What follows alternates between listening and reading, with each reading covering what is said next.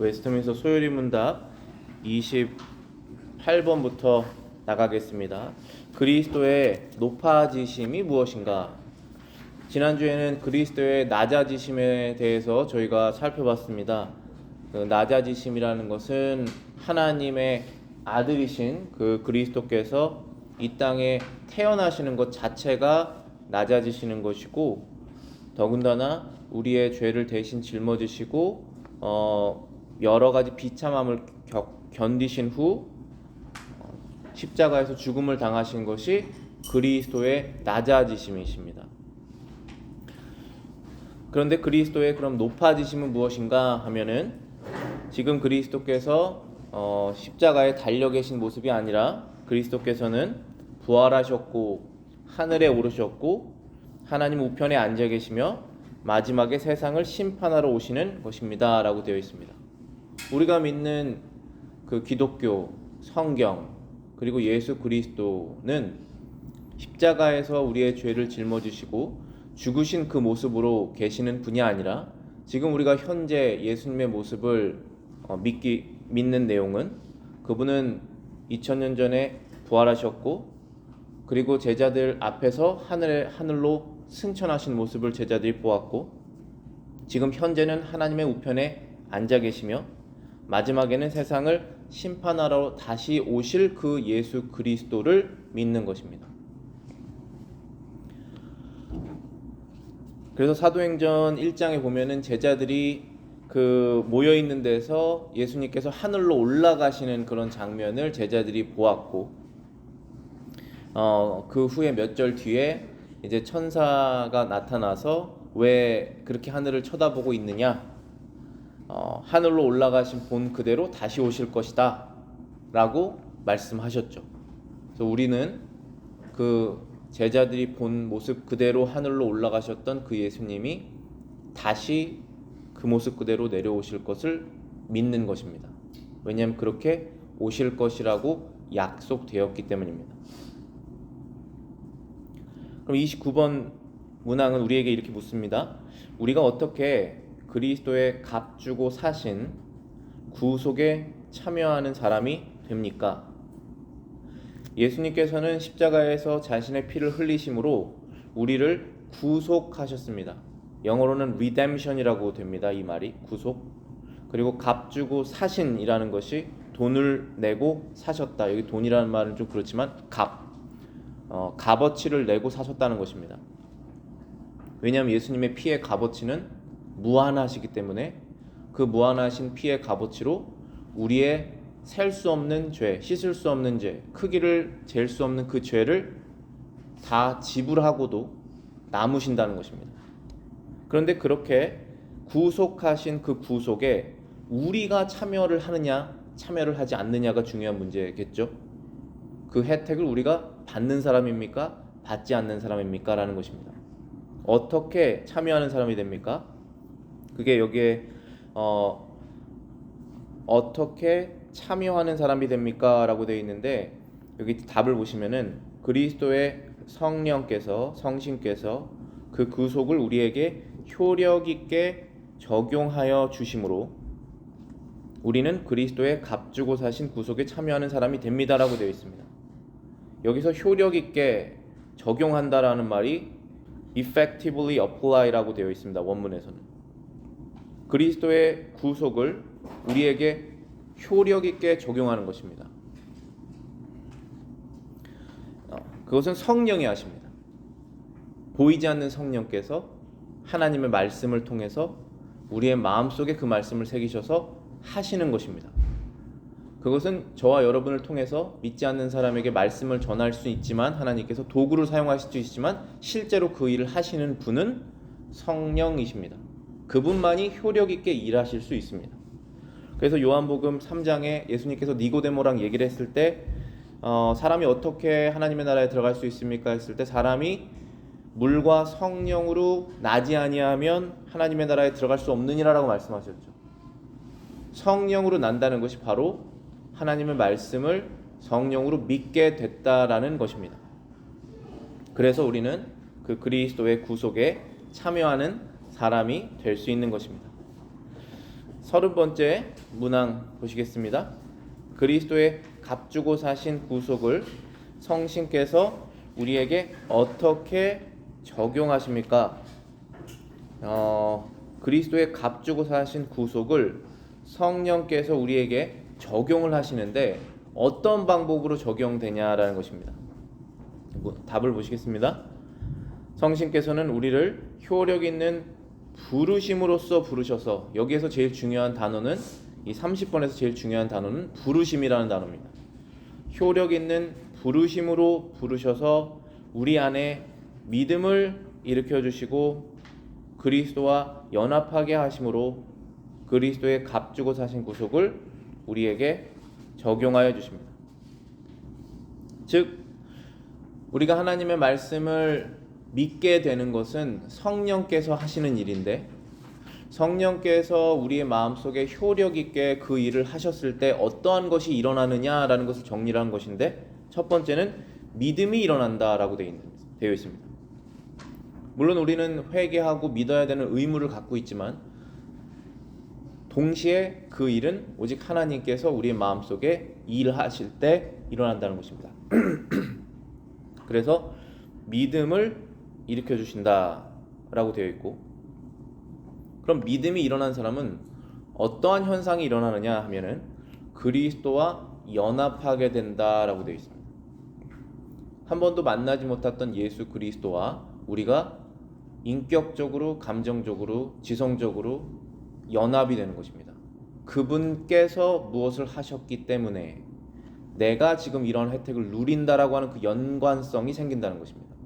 하나님께 내가 은혜를 지금 받고 내 기도를 응답해 주시고 있는 이 사실들, 내가 지금 현재 누리고 있는 이것들, 예전에는 알지도 못했지만 지금은 내가 알게 되는, 조금씩 알게 되는 이런 것들이 왜 이렇게 일어나는 것일까 했을 때 그리스도와 연관해서 생각하게 된다는 것입니다. 그리스도께서 하나님의 아들이시기 때문에, 그분을 하나님께서 사랑하시기 때문에, 내가 그분 안에서 죄 용서 받았기 때문에 연합된 것이잖아요. 지금 이게 모든 게 연합된 것입니다. 그것이 생긴다는 것입니다. 그래서 우리 안에 믿음이 일어나고 그리스도와 연합하게 함으로써 성령께서 우리를 불러내신다는 것입니다. 세상으로부터. 그게 30번째 문항이었습니다. 31번째 문항은 이렇습니다. 효력 있는 부르심은 무엇입니까? 효력 있는 부르심, effectual calling이라고 원문으로 되어 있습니다. 효력 있는 부르심은 무엇입니까? 그것은 하나님의 성령께서 하시는 일로서 우리의 죄와 비참함을 깨닫게 하시고 우리의 마음을 밝게 하여 그리스도를 알게 하시고 우리의 의지를 새롭게 하셔서 우리로 하여금 복음 가운데 값없이 주시는 예수 그리스도를 영접하도록 우리를 설복하여 믿게 하시는 것입니다. 문장이 길지만 하나씩 살펴보겠습니다. 성령께서 우리를 효력 있게 부르시는 것이라는 것은 무엇인가 했을 때 그 답은, 그것은 오직 성령께서 하시는 일이신데, 그것은 먼저 우리가 죄와 비참함 가운데 있다는 것을 알게 하신다는 것입니다. 예전에는 몰랐지만 그냥 어느 정도 기분 나쁜 정도로 죄를 지었을 때 양심에 조금 가책, 시간을 허비했다라고 하는 그 정도로 깨달았지만, 지금은 효력 있는 부르심을 당한 사람들은 내가 지금 이 하는 행동이 죄라는 사실을 깨닫는다는 것입니다. 그것으로 인해서 비참한 상태에 있다는 것을 알게 됐다는 것입니다. 그래서 우리의 마음을 밝게 한다. 그래서 그리스도를 알게 하신다. 그래서 그리스도께서 이 땅에 오셨구나를 알게 되는 것입니다. 우리의 모습을 온전히 보게 되면서, 그래서 그리스도께서 오실 수밖에 없었구나. 그래서 그리스도께서 성육신하실 수밖에 없었구나. 다른 방법으로는 구원할 수 있는 방법이 없었구나. 내 스스로 내 자신을 개선할 수 없구나. 하나님 앞에서 인정받을 수 없구나라는 사실을 깨닫게 된 것입니다. 그래서 우리의 의지를 새롭게 하신다. 자, 여기에서 의지를 영어로는 will이라고 되어 있습니다. 우리가 마음이 있고 의지가 있습니다. 마음이 바뀌어야 의지가 생기는 것입니다. 그 의지를 새롭게 하신다는 것입니다. 우리의 마음이 하나님 앞에서 새롭게 되어서 그리스도 안에서 새롭게 되어서 그리스도와 연합되어서 마음이 바뀝니다. 영적인 것을 추구하게 되죠. 그리스도를 우리가 생각하게 되죠. 그러면서 새로운 의지가 생깁니다. 아, 이렇게 살면 안 되겠구나 라는 의지가 생깁니다. 그것이 뭐든지 간에, 그것이 굉장히 큰 인생의 큰 방향이든지 간에, 아니면은 일상 속에서 내가 스스로 일상 속에서 자주 반복되는 나의 죄의 유혹이라든지 아니면은 죄성이라든지 이런 것들의 변화든지 간에 새롭게 변화된다는 것입니다.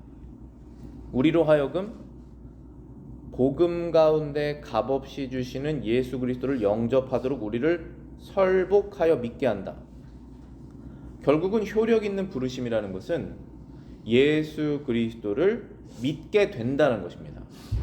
그런데 설복이라는 단어가 영어로는 persuade라고 되어 있는데 설득된다는 것입니다. 근데 이 설득은 사람이 사람을 할 수가 없습니다. 이 설득은 오직 하나님께서 사람을 사용하셔서 하나님의 말씀을 사용하셔서 성령이 직접 하십니다. 그게 바로 effectual calling, 효과적인 부름이라는 뜻입니다. 그렇게 설득된 사람은 예수 그리스도를 영접한다는 것입니다. 그런데 여기에서 중요한 것은 예수 그리스도가 어디에 있느냐? 복음 안에 있다라고 되어 있고 그분은 값없다라고 되어 있습니다. 우리가 예수님을 받아들이는데 지불해야 되는 어떠한 것도 없다는 것입니다. 그래서 영어 원문에 보면은 who is freely offered라고 되어 있습니다. 우리에게 offered, 주어지는데 값 없이 주어진다는 것입니다. 우리는 그냥 받기만 하면 되는 것입니다. 그게 선물이잖아요. 여러분들이 누구에게 선물을 주실 때 내가 이거 선물을 줬으니 내가 다음엔 이걸 받아야겠지, 그럼 선물이 되지 않지 않습니까? 그대로 그냥 주는 것입니다. 우리는 하나님께 사실 드릴 게 없어요. 왜냐하면 하나님은 모든 걸 갖고 계시기 때문에. 그래서 예수님을 우리에게 주셨을 때 우리에게 어떠한 것도 기대하시지 않으십니다. 왜냐하면 그분 모든 걸 갖고 계시기 때문에. 복음 안에 제시된 예수 그리스도를 영접하는, 값없이 받을 수 있는 그분을 영접하는 그 일을 성령이 하신다는 것입니다. 그 일이 마음속에 실제로 일어나게 되는 것을 effectual calling, 효과적인 부름이다고 성경이 정리를 하고 있는 것입니다. 증거를 하고 있는 것이고 우리 신앙 고백이 정리를 하고 있는 것입니다. 32번째 문항입니다. 효력 있는 부르심을 받은 사람이 이 생에서 무슨 유익을 얻습니까? 효력이 있는 부르심을 성령께 받은 사람들은 이 땅에서 무슨 유익을 얻습니까? 이 생에서 의롭다 하심과 양자로 삼으심과 거룩하게 하심을 얻는다. 또한 그것들과 함께 오거나 그것들에서 나오는 유익을 얻습니다. 즉 우리가 효력 있는 부르심을 성령께 받아서 예수 그리스도를, 복음 안에 있는 예수 그리스도를 영접하게 된 다음에는 우리가 그 바뀐 시점에 그 다음부터는 무슨 일이 일어나느냐라는 것입니다. 이 땅에서 어떠한 혜택을 누리는가, 여기서 무슨 유익이라고 되어 있는 그런 유익들을 우리 신앙 고백에서 세 가지로 정리를 했습니다. 의롭다 하심, 양자로 삼으심, 거룩하게 하심, 이 세 가지입니다. 의롭다 하심은 우리가 성경에서 그 용어로 많이 들어보셨던 칭의, 우리를 의롭게 부르신다라고 하는 것입니다. 그러니까 저와 여러분들이 하나님 앞에 죄인이지만 이제는 예수님을 믿고 받아들임으로써 하나님께서 우리를 의인으로 여겨주신다라고 하는 혜택을 누리는 것입니다. 저도 알고 여러분도 아는 우리가 죄인이라는 사실이 있는데 하나님께서 우리를 보시고 너는 더 이상 죄인이 아니다, 의인이다라고 인정해 주신다라는 것입니다. 그것이 바로 칭의예요. 그 혜택을 누리는 것입니다. 그렇다고 해서 내가 이제 의인이니까 하나님 앞에서 당당하게 가야지, 그렇게 할 수 없습니다. 우리는 그 당당함은 어디에 나와 있습니까? 히브리서에 나와 있잖아요. 예수 그리스도를 의지함으로 하나님 앞에 담대히 나가라라고 되어 있죠. 너희가 죄인이니까 자꾸 죄인된 모습으로 하나님 앞에 나가지 말고 이제는 그리스도 안에서 의인으로서 담대하게 나가라. 그분께서 너희 죄를 씻어주셨다. 그 믿음을 너희들이 다시 되살리면서 그분께 나가라 라고 말씀하시는 것이잖아요. 그게 바로 칭의입니다. 양자로 삼으심, 이것은 양자됐다는 것이죠. 입양됐다는 것입니다.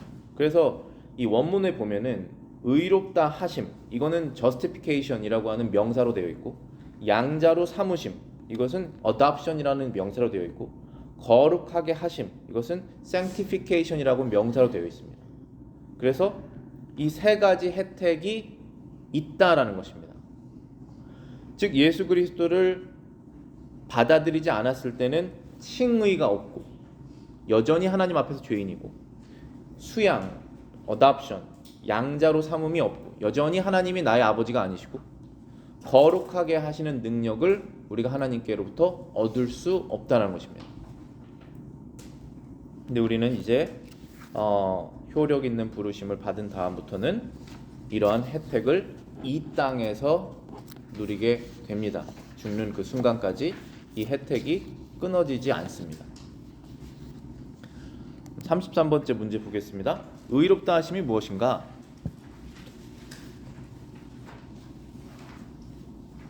그것은 하나님께서 값없이 주시는 은혜의 행위이고, 이로써 그분이 우리의 모든 죄를 용서하시고 우리를 자기 앞에서 의롭다고 여겨주십니다. 이것은 오직 그리스도의 의를 우리에게 돌려주시는 일이고, 우리는 오직 믿음으로 받습니다. 칭의라는 것이 무엇이냐? 그것은 하나님께서 값없이 주시는 은혜로운 행위이다. 그분이 우리의 모든 죄를 용서하시는 것이고 자기 앞에서 우리를 의롭다고 여겨주시는 것입니다. 이러한 일은 오직 그리스도, 예수 그리스도의 그 완전하신 의를 우리에게 돌려주시는 일이다 라고 되어 있습니다. 여기서 돌려주다라고 하는 단어가 원어로는 imputed라고 되어 있는데, 그게 여러 형태로 번역을 할 수 있지만 여겨진다라고 하는 말이 전 제일 가까운 것 같아요. 그리스도의 의가 우리의 의로 하나님께서 여겨주신다는 것입니다. 실제로는 아니죠. 실제로는 그리스도의 완전한 의가 우리에게 없습니다. 그래서 여전히 죄 가운데 우리가 남아있는 것인데, 그리스도를 믿는 믿음으로 인해서 하나님께서 우리를 그리스도의 의를 가지고 있는 자로 여겨주신다 라고 하는 것입니다. 그래서 로마서 5장에 보면은 아담과 예수님을 계속 비교를 하고 있는 구절들이 많거든요. 로마서 5장 19절에 보시면은 한 사람의 순종으로 많은 사람이 의인이 되었다. 한 사람의 순종으로 많은 사람이 의인이 되었다라고 되어 있습니다. 거기에서 말하는 됐다라는 것은 의인이 됐다라는 뜻이잖아요. 한 사람은 예수님이시고, 그런데 우리는 여전히 죄 가운데 남아있지 않습니까? 거기에서 의인이 됐다라고 하는 뜻은 의인으로 여겨주신다는 뜻이죠. 그것이 바로 칭의입니다. 로마서 8장에 보면은 모든 것이 하나님을 사랑하는 사람들이 합력하여서 하나님의 선을 이룬다라고 하는 로마서 8장 28절 말씀, 그 몇 구절 뒤에 보면은 누가 능히 하나님께서 택하신 자들을 송사하리요, 의롭다 하신 이가 하나님이신데 누가 그들을 송사하리요라고 되어 있습니다. 송사할 수 없다는 것입니다. 여기서 송사라는 것은 저 사람 죄인이다, 저 사람 하나님께 심판받아야 된다라고 accuse를 하는 거죠. 그 송사입니다. 그게 이제 마귀가 하는 일이죠. 마귀라고 하는 그 존재의 이름 자체가 송사하는 자라는 뜻이에요. accuser입니다. 계속 잘못했다고 말하는 거예요. 저 사람 저거 죄를 졌다, 저 사람 저 죄를 졌다, 그래서 심판받아야 된다라고 계속 정죄를 하는 것이 마귀가 하는 일입니다. 그런데 그런 일이 있더라고 하더라도 실제로 마귀가 하나님의 심판대 앞에서 우리의 죄의 리스트를 마귀가 알면서 이러한 죄를 졌다라고 우리를 송사할 수 있겠죠? 그리고 그 마귀가 말하는 그 죄는 실제로 우리가 지었던 죄일 수 있습니다. 그때 그 송사를 하나님께서 받아들이시지 않는다는 것입니다. 왜냐하면 그의 죄는 나의 아들 그리스도의 피로 씻겨졌고 그가 그것을 믿었기 때문에 내가 그를 의인으로 여긴다. 의롭다 하신 이는 하나님이시니 누가 정죄하리요. 바로 이 말씀이 적용되는 것이죠. 그것이 바로 칭의, 의롭다 하심입니다. 34번째, 양자로 삼으심이 무엇입니까? 양자로 삼으심은 하나님께서 값없이 주시는 은혜의 행위이고 이로써 우리가 하나님의 자녀의 수에 들어가게 되고 자녀의 모든 특권을 누릴 수 있게 됩니다. 양자, 입양, 어답션이라는 것도 결국은 하나님께서 은혜롭게 행하시는 행위입니다. 그것을 받은 우리들은 칭의와 함께 그 양자의 혜택을 얻게 되는데 하나님의 자녀의 숫자에 들어간다는 것입니다. 우리가 세상 여러 가지 학문의 끝은 신학이라고 얘기를 하는데 수학자들이 예전에는 신학자들이 많지 않았습니까? 그 이유가 무엇이냐면은 하나님께서 세상을 창조하실 때 한치의 오차도 없이 창조하시는 분이세요. 그래서 여러분들 그 계좌 보러 가실 때 그 달에 그거 보지 않습니까? 계산하지 않습니까? 이때 물 빠지겠다. 그 계산 어떻게 합니까? 그거는 이제 장력 같은 거 계산해가지고 달의 거리랑 이런 거 계산해서 하는 것이지 않습니까? 그거를 계산할 수 있는 사람은 물론 지식 있는 사람이 계산하겠지만 그렇게 되도록 만든 원리는 누가 만드셨냐는 것입니다. 그 원리는 하나님께서 만드셨고 그래서 하나님께서 질서의 하나님이시고 마스터죠. 수학의 마스터이실 거 아니겠습니까? 그렇게 만드셨기 때문에. 그래서 하나님께서 어떤 것을 정하시면 완벽하게 정확하게 하시는 분이시니까 하나님의 자녀의 숫자도 정해졌다는 것입니다. 하나님의 자녀의 숫자가 계산할 수 없겠죠. 지금 현재 80억 명 살고 있나요? 이 땅에? 그 중에 현재 진짜 하나님의 백성 몇 명일까요? 계산은 어렵겠죠. 그래서 그건 불가능합니다. 계산하는 것 자체가 우리의 능력이 부족하기 때문에. 그런데 지금 현재 시점 말고 아담부터 지금까지를 우리가 짧게 보면 6,000년이라고 보는데 하나님을 믿고 하나님의 그리스도를 실제로 믿고 천국에 간 사람의 숫자를 셀 수 있을까요? 셀 수 없기 때문에 하늘의 별만큼 많다라고 말씀하시는 거잖아요. 아브라함을 보고. 근데 그 숫자는 비록 우리는 셀 수 없고 모르지만 하나님은 아신다는 것이죠. 하나님의 자녀의 숫자는 정해져 있습니다. 거기에 더해지지도 않고 뺄 수도 없는 것입니다. 그 숫자에 우리가 들어가게 되는 혜택을 누리게 된다는 것입니다. 뭐를 통해서? effectual calling, 효과적인 부름을 통해서. 그것은 누가 하십니까? 성령이 하십니다. 그것이 일어난 사람은 마음에 뭐가 변화가 일어납니까? 복음 안에 값없이 주어진 예수 그리스도를 믿고 받아들이게 되는 일이 일어나서 이 혜택을 누리게 된다는 것입니다. 하나님의 자녀의 숫자에 들어가게 된 것입니다. 그래서 우리는 왕이신 그 하나님, 세상의 주인이신 그 하나님의 집에 들어가게 되는 혜택을 누리는 것입니다. 자녀의 모든 특권을 누릴 수가 있다. 하나님이 왕이시라면 얼마나 많은 특권들이 있겠습니까? 그 privilege, 특권을 누리는 것이 이 세상에서는 악처럼 이렇게 표현될 때가 많지만 하나님께서는 우리에게 특권을 주시는 분이십니다. 죄인인데 죄 용서해 주십니다. 그 특권 아닙니까? 근데 그것을 모르는 예수 그리스도와 관계없는 사람은 그것을 특권으로 누리는 우리를 정죄합니다. 너가 죄인인데 어떻게 의인이라고 부르냐? 너가 죄인인데 어떻게 하나님의 나라에 들어갈 수가 있겠느냐? 네가 저 사람보다 난 게 무엇이냐? 이렇게 계속 어큐즈를 하지만 하나님께서는 우리에게 특권을 주십니다. 예수 그리스도 때문에 그 특권을 누리는 것입니다. 요한복음 1장 12절에 사도 요한이 이렇게 기록하죠. 영접하는 자 그 이름을 믿는 자들에게는 하나님의 자녀가 되는 뭐라고 써 있습니까? 권세라고 되어 있습니다. 권세. 권세인데 영어 원문으로 보면은 right예요. right. This is my right. 이건 나의 특권이다. 나의 권리다 이렇게 말하죠. 하나님의 자녀가 되는 권세, 권리를 받게 된다. 어떻게 받습니까? 영접하는 자. 곧 그 이름 예수를 믿는 자들은 그분을 영접하는 자는 권세를 얻는다라고 말씀에 기록되어 있습니다. 요한 1서 3장 1절에 이렇게 되어 있습니다. 보라 아버지께서 어떤 사랑을 우리에게 베푸사 하나님의 자녀라 일컬음을 받게 하셨는가. 요한 1서 3장 1절입니다. 보라, 생각해 보라는 거죠. 생각해 봐라. 하나님께서 너에게 무슨 사랑을 해주셨느냐.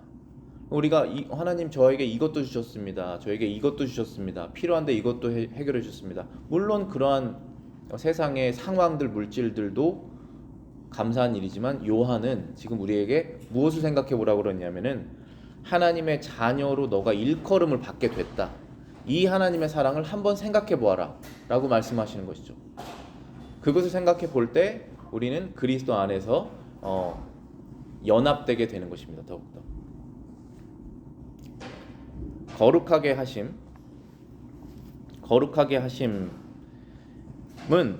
하나님께서 값없이 주시는 은혜의 행위이고 이로써 우리가 하나님의 형상을 쫓아 온전히 새 사람이 되고 점점 더 죄에 대하여 죽고 의에 대해서 살게 됩니다 라고 되어 있습니다. 네, 여기 35번의 문항에 답에 거룩하게 하심은 하나님께서 값없이 주시는 은혜의 행위입니다 라고 되어 있는 그 행위라는 단어가 잘못 번역이 됐어요.